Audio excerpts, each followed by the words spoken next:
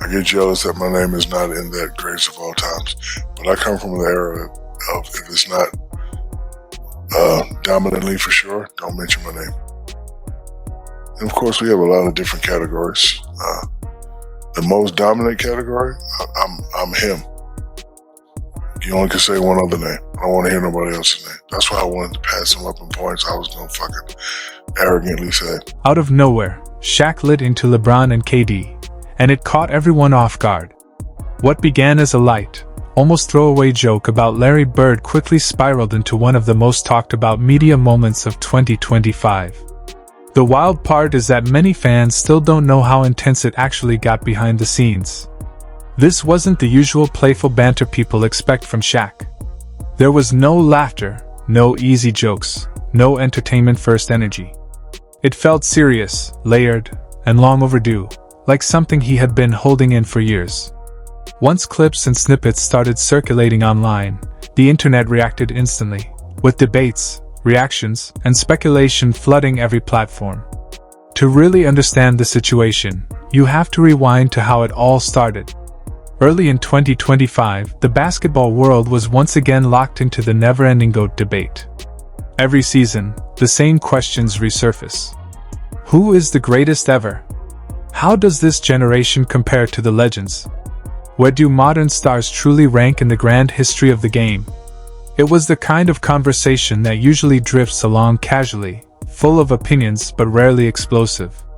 During that discussion, someone casually made a joke about Larry Bird. It wasn't framed as an insult, more like one of those offhand remarks people toss in to emphasize a point about eras and legacy. The comment suggested that today's superstars don't fully grasp what players like Bird sacrificed, or what it truly took to build a legacy in a tougher, less forgiving era. A few chuckles followed. Some heads nodded. It seemed like one of those harmless moments that would normally pass without consequence. But Shaq was present, and he didn't laugh. According to people in the room, the mood shifted instantly. 1 second the vibe was relaxed, the next it felt tense and heavy. Instead of reacting immediately, Shaq stayed quiet for a moment, letting the comment hang in the air. That silence alone grabbed everyone's attention. When Shaquille O'Neal pauses like that, people notice. Then he finally spoke. And when Shaq chooses to speak seriously, the room listens. Lakers legend just called out the modern NBA, saying it's too soft. Speaking on his big podcast, O'Neal didn't hold back when addressing the current state of the league. According to Shaq, today's game lacks the toughness and intensity of the 80s and 90s. He thinks stricter rules around flagrant fouls have made it easier for players to avoid hard contact. The current NBA places a premium on speed, spacing, and player safety. Rule changes have curbed hand-checking, reduced physical post-play, and increased the frequency of flagrant fouls. Now this is where the story takes a sharper turn, and it's the part that never really got fully unpacked in mainstream coverage. According to those close to the situation, Shaq didn't simply disagree with the joke. He escalated it. He made it personal. Instead of keeping the conversation general, he directly brought up LeBron James and Kevin Durant by name, and the tone reportedly wasn't playful, sarcastic, or television-friendly. It was direct, firm, and emotionally charged, like something that had been building beneath the surface for years. The joke about Larry Bird didn't create the tension. It simply unlocked it.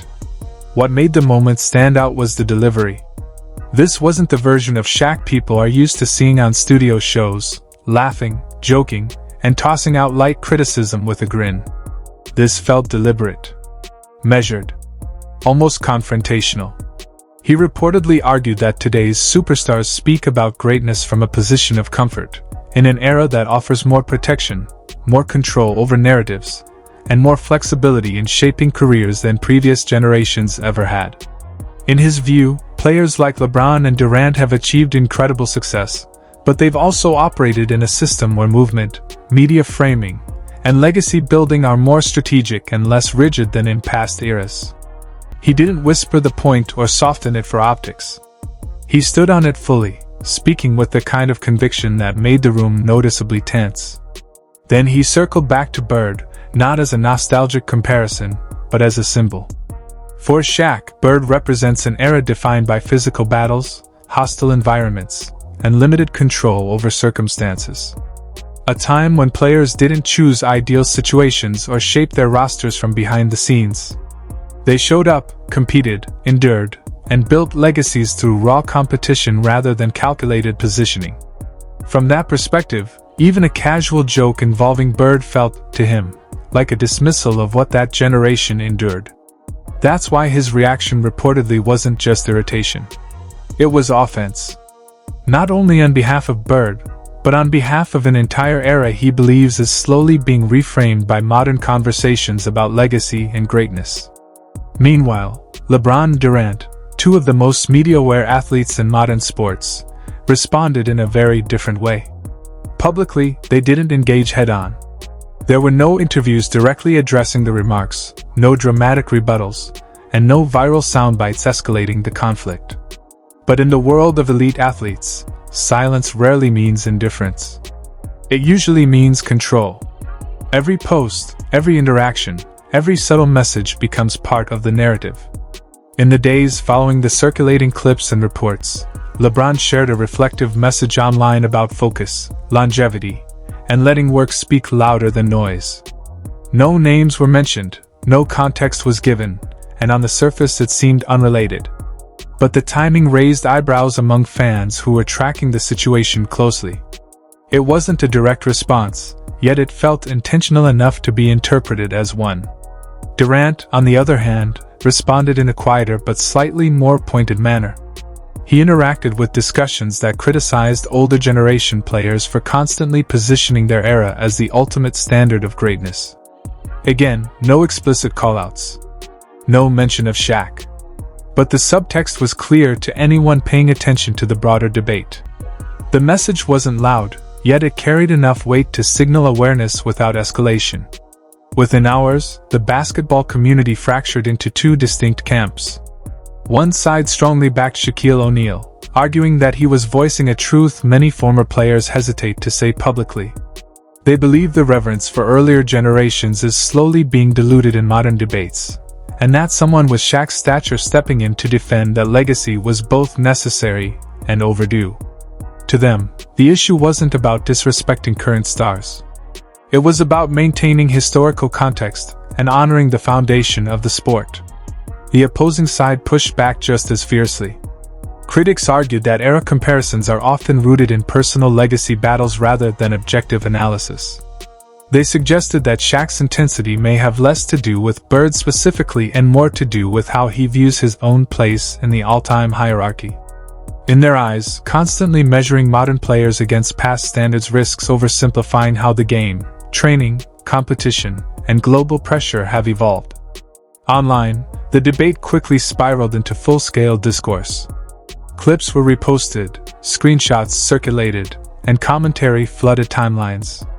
Former players, analysts, podcasters, and even casual fans who rarely follow daily basketball suddenly had strong opinions about legacy, respect, and generational standards. Some respected voices in the sport surprisingly leaned toward Shaq's perspective, emphasizing that the argument was never about denying LeBron or Durant's greatness. Instead, they framed it as a conversation about context, sacrifice, and the cultural shift in how careers are built. Others highlighted the hypocrisy angle, noting that Shaq himself benefited from evolving team dynamics and media ecosystems during his career. They argued that no era operates in a vacuum and that every generation adapts to the tools and opportunities available at the time. From that viewpoint, criticizing modern player mobility and narrative control while having navigated a powerful media era of his own felt selective. Another layer that fueled speculation was Shaq's long-standing dynamic with LeBron. Over the years, their interactions have included praise, playful jabs, and occasional subtle tension. Some observers believe that beneath the philosophical disagreement about eras lies a deeper competitive undertone tied to legacy conversations. Whenever greatness debates intensify, comparisons inevitably surface, and those comparisons often include both Shaq and LeBron in overlapping historical discussions. Interestingly, many insiders later suggested that the situation was never truly about Bird in isolation. Bird was the trigger, the symbol, the name that surfaced at the wrong moment during an already emotionally loaded conversation. The deeper issue was generational philosophy. Shaq represents a mindset shaped in an era where loyalty, physical dominance, and enduring harsh environments were seen as core ingredients of greatness. In contrast, modern superstars operate in a player empowerment era where strategic decisions, brand building, and career longevity play a far larger role in defining success. From Shaq's perspective, that cultural transformation appears to have altered how greatness is discussed. He has watched the league evolve from rigid team structures to an era of movement, partnerships, and calculated legacy arcs. And while that evolution has empowered players, it has also changed the lens through which achievements are evaluated. For someone deeply rooted in old-school competition culture, that shift can feel like a dilution rather than a progression. Normally, Shaq expresses these viewpoints through humor on television debates, where critiques are packaged as entertainment. But this time, according to multiple accounts, the tone lacked that usual comedic buffer. It came across as raw and unfiltered, without the studio format that typically softens strong opinions. That alone made the moment feel heavier and more authentic than a typical media segment. Still, the pushback remained intense. Analysts pointed out that policing who earns greatness is a dangerous standard, especially in a sport that has evolved dramatically in pace, skill level, global reach, and pressure. They argued that modern stars face a different type of scrutiny, one amplified by social media, 24/7 coverage, and worldwide expectations that previous generations never experienced. In that sense, the challenges may be different, but not necessarily easier. As the debate reached peak intensity in early 2025, something predictable happened. The news cycle moved on. Another story emerged. Another controversy captured attention. And gradually, the explosive nature of Shaq's comments faded from headlines, even though the underlying conversation never truly disappeared. Publicly, LeBron continued focusing on performance and leadership. Durant shifted back to basketball discussions and competitive narratives. No official sit-down, no televised reconciliation, and no dramatic resolution ever took place.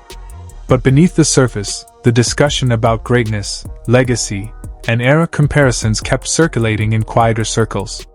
Because what Shaq unintentionally reignited wasn't just a personal disagreement. It was a broader philosophical debate the sport has wrestled with for decades. How should greatness be measured? Does era context matter more than raw achievements? Is winning alone enough, or does the path to winning shape legacy just as much? Those questions have no simple answers, and that complexity is exactly why the moment resonated so strongly. A single joke about Bird triggered a reaction that exposed deeper generational tensions within basketball culture. It revealed how deeply former legends care about the history of the game, how modern superstars care about their legacy narratives, and how fans are emotionally invested in both perspectives. In the end, Shaq didn't just react to a joke. He voiced a long-held belief about sacrifice, legacy, and the evolution of greatness in basketball. LeBron and Durant heard the message, chose calculated restraint, and allowed the discourse to unfold without directly fueling it. The media cycle moved on, but the tension between old-school philosophy and modern-era empowerment remains very real. And that lingering tension might be the most important takeaway. Three all-time great figures now coexist in the same historical conversation, each representing different eras, values, and definitions of greatness. No public confrontation. No official closure. Just an unspoken understanding that the debate is far from over. Because when you strip away the drama, the real issue isn't one joke, one comment, or one viral moment.